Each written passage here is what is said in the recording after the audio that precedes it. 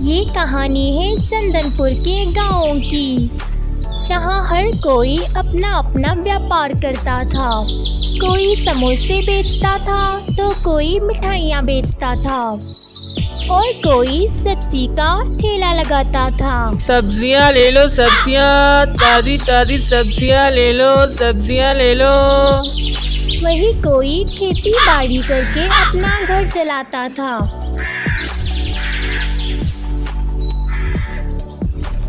और किसी ने अपने चाय का ढाबा लगा रखा था और कोई मुर्गियाँ पालता था।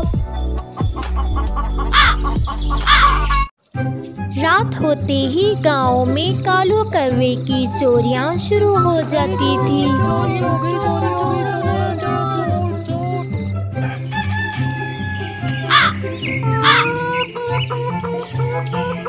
और वो गांव की मुर्गियां तक चुरा लेता था।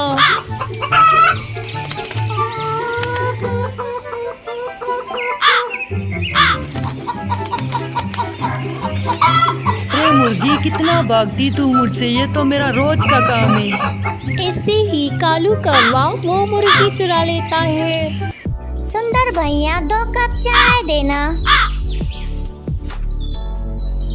टोनी बहन, मेरी मुर्गी पता नहीं सुबह से कहाँ गुम है, मिल ही नहीं रही। आजकल गांव में चोरियां भी बहुत हो रही हैं। रात होते ही गांव में फिर से चोरी हो जाती है।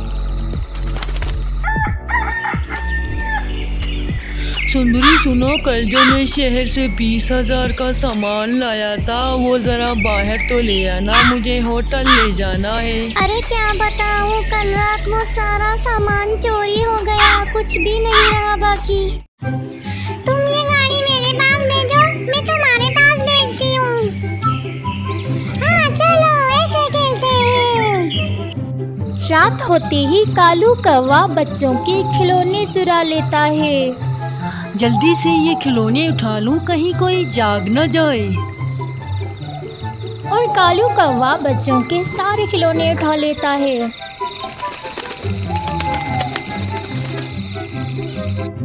और सुबह फिर वही चोरी की बात।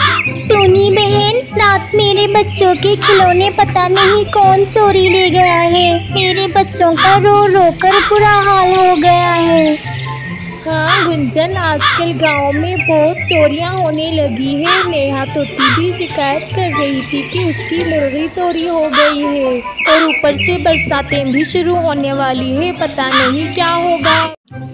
गांव में सबके मकान पक्के होते थे और कालू कौवा एक घोंसले में रहता था और बरसात में उससे बहुत मुश्किलात होती थी।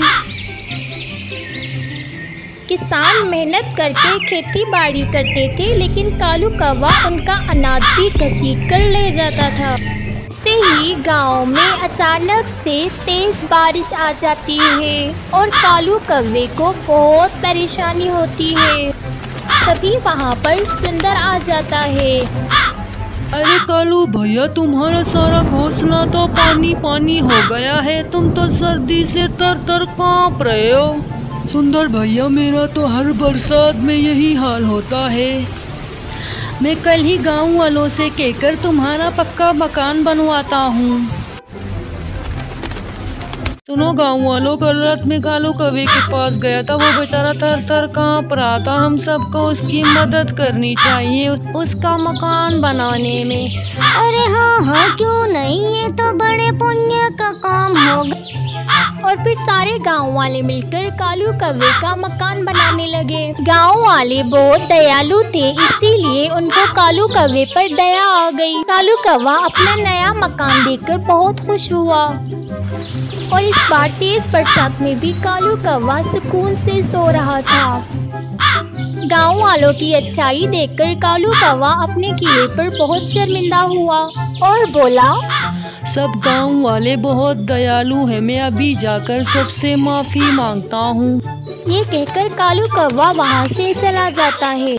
वहाँ गांव वाले चोरी से तंग आकर पंचायत बुलाने का सोचते हैं। नेहा बहन रोज रोज की चोरी से तंग आ गए हैं। मुझे लगता है इन सब के पीछे जग्गू ही है। अरे हाँ, हम सबको भी उस शराबी जग्गू पर ही शक है। चलो पंचायत के पास जाते हैं। उधर जग्गू शराबी हर वक्त नशे में धुत रहता है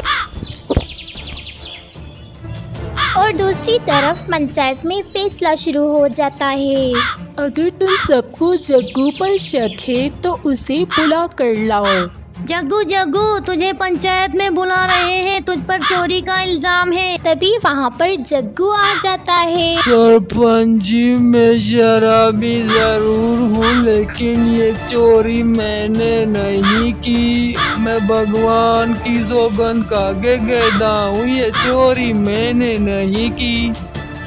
जग्गू ठीक कह रहा है, इसने कुछ नहीं किया। ये सारी चोरियां मैंने की हैं, मुझे सब माफ कर दो। मैं अपने किए पे बहुत शर्मिंदा हूँ। ये गांव वाले तो बड़े दयालु हैं। किसी की अच्छाइयाँ भी बुरे इंसान को अच्छा होने पर मजबूर कर देती हैं।